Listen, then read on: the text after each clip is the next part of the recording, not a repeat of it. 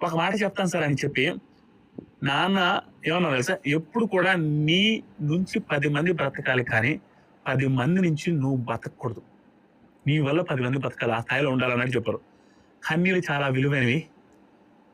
రానివ్వద్దు. అవి ఎందుకంటే మన తనుజ కోసం ఏడ్చాడు ఇవన్నీ ఉన్నది చూసా. కప్పు శాశ్వతం కాదు. గొప్ప మాటలు. నీతి శాశ్వతం. 10 మందిలో మంచోడు అనిపించుకుంటే చాలు. మనసు గెలుచుకుంటే చాలు.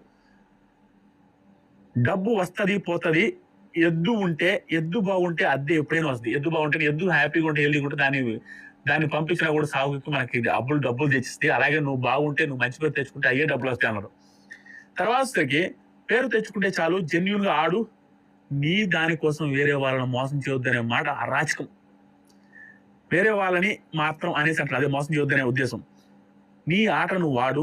నువ్వు నీతో నువ్వు నీతిగా ఉంటే ఉన్నావో లేదో జనాలు నిర్ణయిస్తారు. నువ్వు నీట్‌గా ఆడు.